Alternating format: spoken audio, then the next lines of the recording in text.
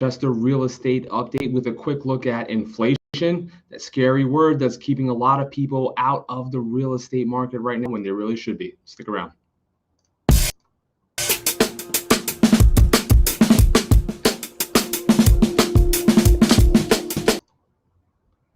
All right, so thanks a lot. So we're going to do a quick look today at just exactly what inflation, about what inflation is.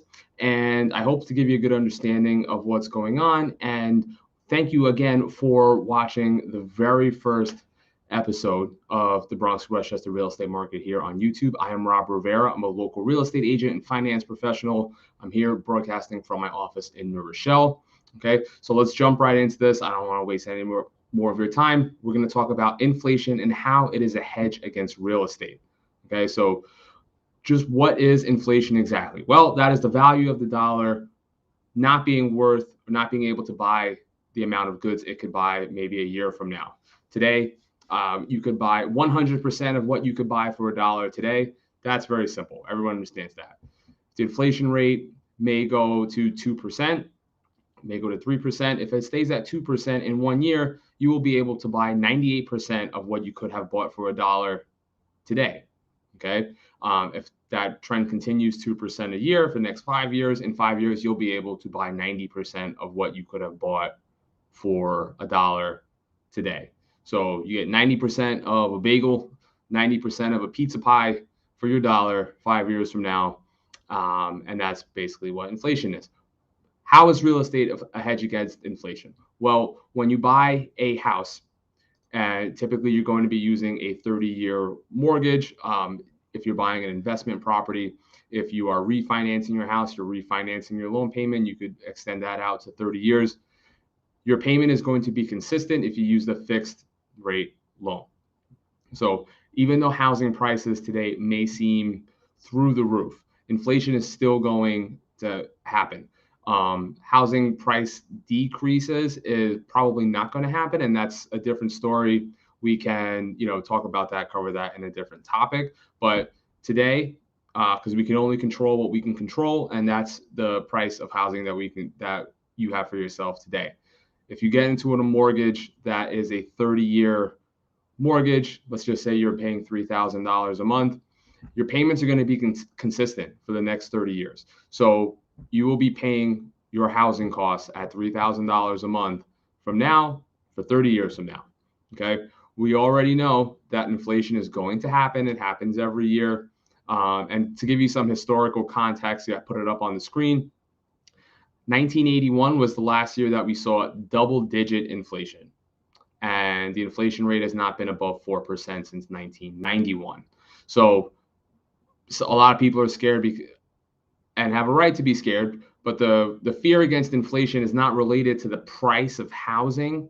Okay, so it's not that if inflation goes up, the value of homes go down. It's if inflation increases to a high amount, then you're not able to buy as much of your dollar. That extra money you have outside of your housing payment is not going to be worth as much. All right, so if you make $10,000 a month, you have a $3,000 a month housing payment. You need that other $7,000 for the rest of your life, for your kids, for your groceries, for gas, and everything like that. If those costs go way up, are you not going to be able to pay your $3,000 a month housing payment? That is the fear and the legitimate concern people have, with inflation. But like I said, inflation rates have not been above 4% since 1991. They have not been double digits since the 80s and 70s. So even if inflation is 2%, 3%, the majority of people can handle 2% inflation cost in their day-to-day life.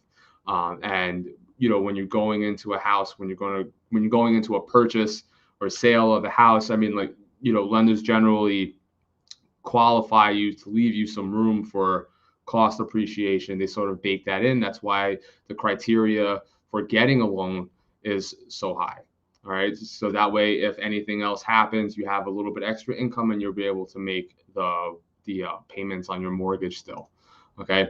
So going back to this, your $3,000 payment, how is real estate, again, a hedge against inflation? Well, the dollar as we already stated, the dollar that you have 5 years from now is worth less than you have today.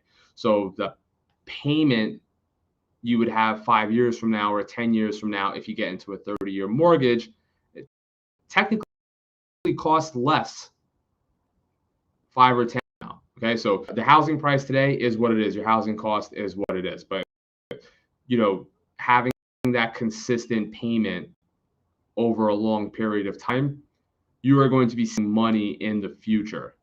Okay, because if you wait to get into a loan, if you're scared to get into a mortgage, scared to sell your house, you're going to wait to jump into the market, then the cost of living go up, home appreciation, and interest rates for mortgage loans is a rise over the next few years. So, $1,000 a month today. Let's say a years from now, that cost could be $3,300, $3,400 a month. So you're going to go up. If you could have bought it for $3,000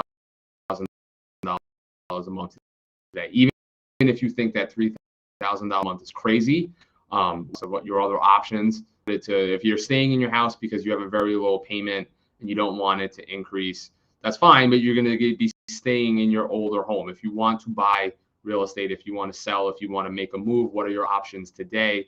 A $3,000 a month for a house is not a big cost. In Bronx and Westchester County, which is where I live, which is where I work, which are the areas that I cover, $3,000 a month is kind of a low payment. It's basically going to get you a nice 2-bedroom apartment if you want to rent. And obviously renting, year over year, you're paying $30,000-$40,000 a year in rent to somebody else, paying off their mortgage, helping them build their wealth, and you are not getting anything out of that. So if you can get into a home, you are building your wealth. And the number one goal, the one thing that we're striving for as millennials, as adults, maybe you're not, maybe you're a little bit younger, the number one goal is equity growth.